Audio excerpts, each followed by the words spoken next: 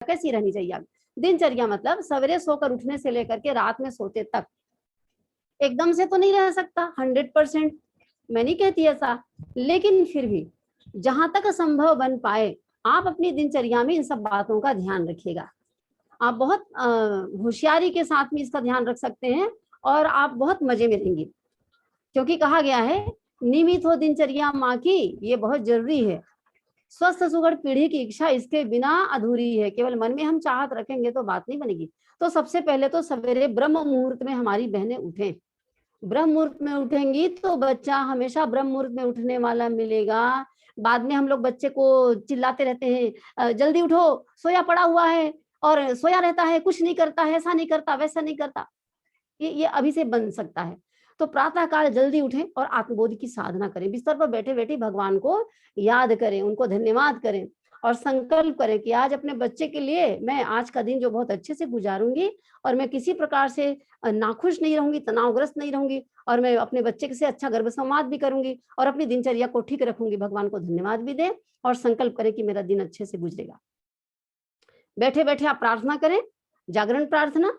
प्रार्थना में भगवान से कुछ ही प्रार्थना कर सकते, कुछ नहीं तो त्वमेव माता च पिता त्वमेव, त्वमेव बंधुश्च सखा त्वमेव, त्वमेव विद्या द्रविणम त्वमेव, त्वमेव सर्वम मम देव देव। इतनी छोटी सी प्रार्थना जो हर किसी को मालूम रहता वो कर सकते हैं। या आपके धर्म में, आपके संप्रदाय में, आप जिस कम्युनिटी से होंगी, समाज से होंगी, वहां जो आप प्रार्थना करते होंगे वो प्रार्थना जागरण के समय जरूर कर लें।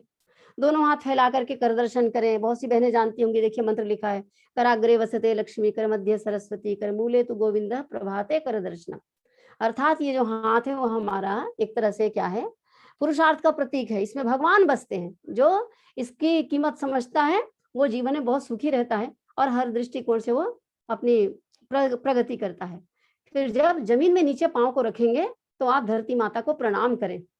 आपको श्लोक नहीं आता है कोई बात नहीं, आप केवल धरती माता को इस भाव के साथ में कि हे माँ, आपका आशीर्वाद मुझे मिले, आप जिस तरह की हैं, आप क्षमाशील हैं, आप में बहुत क्षमा करने की ताकत है और आप उत्पादक हैं, तो आप में जो कुछ भी विशेषता है माँ वो मुझे मिले। इस प्रकार से भाव करते हुए आप धरती माता को प्रणाम करें। उसके पश्चात उठ करके यदि आपको लघु शंका के लिए जाना है, यूरिनल पेशाब जाना है तो जाएं, लेकिन उसके पश्चात और कुछ भी ना करके सबसे पहले आप नित्य प्रति उषा पान करें। उषा पान मतलब रात का बासी पानी को सवेरे उठने के तत्काल बाद तुरंत गर्म गुनगुना करके उसको उकड़ू बैठ करके पीना या बैठ करके पीना, सिप कर करके। ऐसा करने से शौच अच्छे से होता है, पेट साफ होता है। तो नित्य उषा पान जरूर जरूर जरूर करेंगे। फिर उसके पश्चात जब स्नान वगैरह कर लेंगे आप, तो जप ध्यान करने के लिए जरूर समय निकालेंगे। भगवान के पास बैठ करके गायत्री मंत्र का जप करना, ओंकार का जप करना, या आपके यहाँ जो कुछ भी जप किया जाता हो, राम राम ओम नमः शिवाय जप करते होंगे आप, ओंकार का जप करते होंगे आप, आपका कोई गुरु मंत्र होगा, आपका इष्ट मंत्र होगा तो आप वो करें, कुछ नहीं तो गायत्री मंत्र का जप करें। लेकिन 1 घंटा कम से कम गायत्री मंत्र लिखने का या जप करने का या ध्यान करने का, सूर्योदय का ध्यान कीजिए, आकाश में चंद्रमा का ध्यान कीजिए, इस प्रकार से ध्यान जरूर करें आप। तो नियमित जप ध्यान करने का क्रम आता है। उसके पश्चात जप ध्यान से जैसे ही आप उठेंगी तो भगवान सूर्य को जरूर आप सूर्य अर्घ दान करना चाहिए, भगवान सूर्य को अर्घ देना चाहिए और उनसे प्रार्थना करनी चाहिए कि जिस प्रकार से आप में तेजस्विता है, जो आपकी विशेषता है भगवान, वो मेरे शिशु में जरूर आए, इस भाव के साथ में।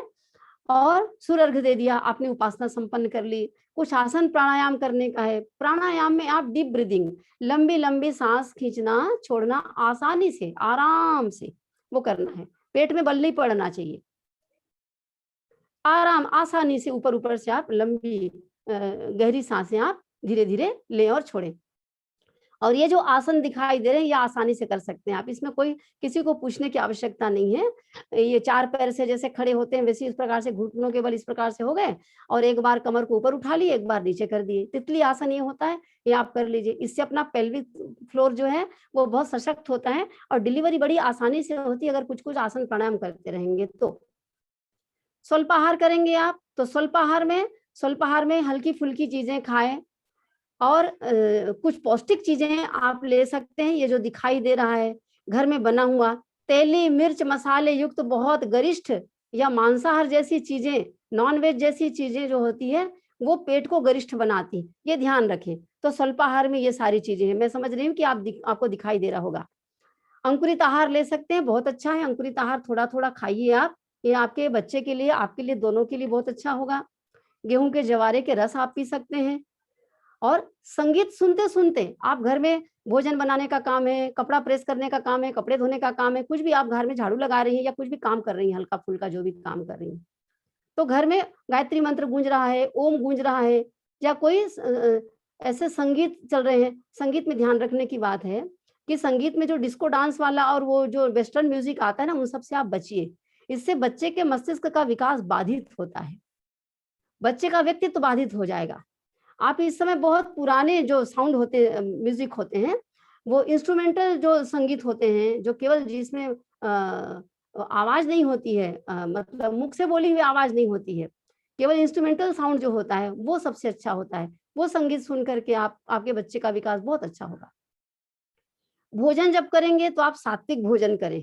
आप तरह तरह के ढेर सारे मिर्ची मसाले वाले, ये भी वो भी वो भी वो भी 56 भोग लगा करके, और खासकर पार्टियों में होता है ये सब, उस प्रकार का भोजन से अपने आप को बचाएं, क्योंकि ये पचने में दिक्कत करता है और ये बच्चे के लिए बहुत ही मुश्किल करने वाला होगा। आपने देखा होगा कि छोटा सा बच्चा पैदा हुआ है और अभी मुंह वो अन्नप्राशन करते हैं और बच्चा चटनी चाटता है, अचार खाता है, मिर्ची चाटता है। ये क्या है? ये गर्भावस्था में माँ ने उसको सिखा दिया है, इस कारण से ऐसा होता है और ये उसके स्वभाव में आता है। तो सात्विक भोजन करें और पूरा न्यूट्रिशन अपने हो, चावल भी, रोटी भी, सब्जी भी, दाल भी प्रॉपरली। दाल में अगर घी मिलता है बहुत अच्छी बात। दूध पीना बहुत जरूरी। दोपहर का भोजन इस प्रकार से लें, दूध रात में ही केवल पिए आप, ये ध्यान रखिएगा। और एक बात है कि जो भी भोजन आप करेंगे उस भोजन को बलिवेश्य करके करें तो मजा आ जाए। प्रसाद बना करके करिए। कैसे करेंगे लिखा है, देखिए इसमें। बिना नमक का भोजन, जैसे चावल है या रोटी है, उसको एक तस्तरी में थोड़ा सा निकाल लेंगे, उसमें गुड़ मिला देंगे। यदि घर में देशी गाय का घी है तो 1 चम्मच उसको मिला देंगे और उन्हीं की 5 छोटे छोटे टुकड़े, छोटी छोटी गोलियां बना करके अग्निदेव को भावना पूर्वक उसको समर्पित करना है। गायत्री मंत्र के साथ में, गायत्री मंत्र के साथ में समर्पित करके आहुति देंगे। या अपने भगवान आपके कोई अलग से होंगे और उनके नाम से आहुति आप दे सकते हैं तो दीजिए आहुति। और उसमें भावना यही रहेगी कि प्रभु ये प्रसाद बन जाए, इस भोजन को करके मैं, मेरे गर्भ का शिशु सभी दृष्टिकोण से, शारीरिक, मानसिक, भावनात्मक दृष्टिकोण से स्वस्थ हो और वो देव मानव बने, उसके कुछ संस्कार सारे के सारे भूल जाएं, इस भाव के साथ। और सबके स्वास्थ्य और मानसिक परिष्कार के लिए हम भगवान से प्रार्थना करनी, इसको कहते हैं बलिवेश। बच जाएगा जो कुछ भी उसको ही भोजन में मिला करके खाना है। शेष जो बच जाएगा उसको अन्न को प्रसाद के रूप में भोजन में मिला देना है, उसको भोजन के रूप में स्वयं खाना है, घर वालों को ही परोसना है। आपके पूरे घर परिवार के लोग देव मानव बन जाएंगे। आप इसको नोट करके रख लीजिए अपने दिमाग में, आप प्रयोग करके देख लीजिएगा कि इससे कितना बड़ा भारी परिवर्तन आता है। लाभ, जबरदस्त लाभ होता है कि महानता का अवतरण होता है। हमारा बच्चा श्रेष्ठ संस्कार वाला होगा और कुछ संस्कार जो है वो हमारे भी, हमारे बच्चे के भी, शिशु के और परिवार के सब लोगों के कुछ संस्कार छटेंगे। ये बलिवेश महायज्ञ जो किया जाता है घर में, किचन में, ये स्टिकर है। आपके पहचान में, संपर्क में जो कार्यकर्ता बहनें होंगी वो इसको दे सकती हैं आपको। अब कुछ ना कुछ दिन भर में विश्राम जरूर करना है, जरूरत से ज्यादा काम नहीं करना है और जरूरत से ज्यादा विश्राम भी नहीं करना कि दिन भर सोए पड़े हुए हैं, मैं तो कुछ नहीं करूंगी, मैं तो बेड रेस्ट करूंगी बस केवल और केवल। तो ये बहुत, फिर बच्चा आलसी जैसा हो जाएगा। विश्राम करना जरूर है। शाम को फिर स्वल्पाहार थोड़ा बहुत कुछ लीजिए, फल वगैरह ले सकते हैं, कुछ हल्की फुल्की चीजें, अन्य चीजें ले सकते हैं। तो ये व्यवस्था इसकी बनाना जरूरी रहता है। पूरे टाइम खाते ही नहीं रहना है इसका मतलब, लेकिन बहुत लंबे लंबे समय तक अपने आप को भूखे भी नहीं रखना है। और कारण ये है कि माता जैसा रस लेती है, माता रस लेती है जैसे चिंतन या व्यवहार में, वैसे ही गुण लेकर आता शिशु भी इस संसार में। इसलिए माँ को इन सबके संबंध में बहुत ध्यान देना है। शाम हुआ, आप नाद योग लगा सकती हैं, संगीत सुने, ध्यान करें, थोड़ा चालीसा पाठ वगैरह करें। रात का भोजन फिर से आप जो करेंगी वो पौष्टिक होना चाहिए, पर्याप्त होना चाहिए। और ध्यान रखना है कि भोजन समय पर कर लें। आपके घर के सदस्य रात में 10 बजे खाते हैं तो आप 10 बजे तक मत बैठे रहिए। घर वालों की, पति की सेवा करने के लिए, उनको समय देने के लिए वो बाद में है या पहले है। गर्भकाल में दूसरों के बारे में सोच करके आप अपने भोजन के समय को, विश्राम के समय को यदि इधर उधर करते हैं तो ये फिर इसका भुगतना पड़ जाएगा। इसलिए ऐसा कतई मत होने दीजिए। और घर के परिवार के अन्य जो सदस्य, उनका भी ये कर्तव्य है कि वो गर्भिणी माता को इसके लिए छूट दें, वो समय पर अपना भोजन ले, शिशु के बारे में सोचे कि मुझे शिशु का निर्माण करना है, और स्वाध्याय करके सोएं।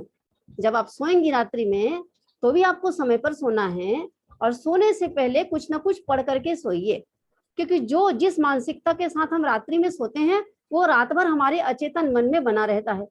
तो जब हम श्रेष्ठ साहित्य का स्वाध्याय करते हैं या ध्यान करते हैं, अपनी सांसों का ध्यान करते हैं, अपनी चेतना का ध्यान करते हैं, तो वो चीजें हमारे रात भर बनी रहती है। समझ लीजिए, रात भर उसी मानसिकता के साथ आपका समय गुजरेगा। ये आपके और आपके शिशु के लिए बहुत ही बेहतर होगा, बहुत शानदार होगा। रात में सोते समय ही दूध का सेवन करना है। तत्वबोध की साधना के साथ, भगवान को धन्यवाद के साथ में, तत्वबोध की साधना उसी को कहते हैं। और उसके पश्चात फिर आपका दिन गुजर गया। इस तरह से आपकी दिनचर्या होनी चाहिए। गहरी निद्रा आए उसके लिए आपको दवाई नहीं खाना है। जब दिनचर्या सही रहेगी तो अपने आप आपको सही तरीके से गहरी निद्रा आएगी। जब आहार लेंगे, दिनचर्या रखेंगे, उसमें इस बात का ध्यान रखें, तेज मिर्च मसाले युक्त खाद्य पदार्थ से दूर रहिए, होटल के खाद्य पदार्थ से दूर रहिए। होटल वासे का खाना, पपीता मतलब ये पपीता नहीं खाया जाता गर्भकाल में, ये उल्टा असर करता है। बेमेल आहार होते हैं कुछ तो, जैसे दूध के साथ में नमकीन खा लिए जाते हैं, तो ये ठीक नहीं होता। दही के साथ में जो दही बड़ा खाते हैं, उड़द दाल का बड़ा, मूंग दाल का बड़ा को दही बड़ा खा सकते हैं, लेकिन दही बड़ा खाते हैं तो उड़द दाल के बड़े के साथ में लगा करके दही बड़ा खाना, ये बेमेल आहार के अंतर्गत आता है। तो इसका ध्यान रखेंगे। ऐसी कुछ कुछ चीजें जिनसे अपने आप को बचा करके रखेंगे। रात में देर तक जागना, प्रातः दिन में अधिक सोना, इस प्रकार की स्थिति से बचिए। बाजारू मिठाई इत्यादि, चाय, कॉफी, चॉकलेट, कोल्ड ड्रिंक, मांसाहार, नशा, इन सब से बचना ही श्रेष्ठकर है।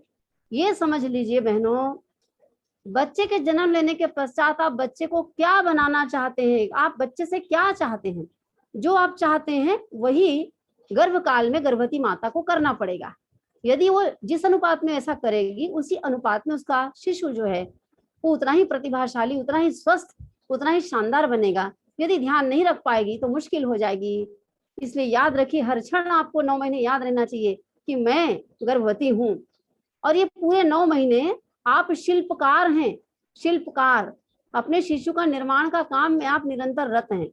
निरंतर शिशु निर्माण का महान कार्य चल रहा है। यदि जितने भी समय के लिए बाधित होता है, मतलब आपकी मानसिकता बिगड़ती है, इधर उधर होती है, तो समझ लीजिए इसका दुष्प्रभाव हमारे बच्चे पर पड़ेगा, और ये नहीं होना चाहिए। इस बात का ध्यान हमें रखना। ये रही बातें दिनचर्या और खान पान के संबंध में। अब मैं गर्भ संवाद के संबंध में थोड़ी बात करूंगी जो बहुत आवश्यक है। बच्चे से गर्भ संवाद करना अत्यंत आवश्यक कार्य है।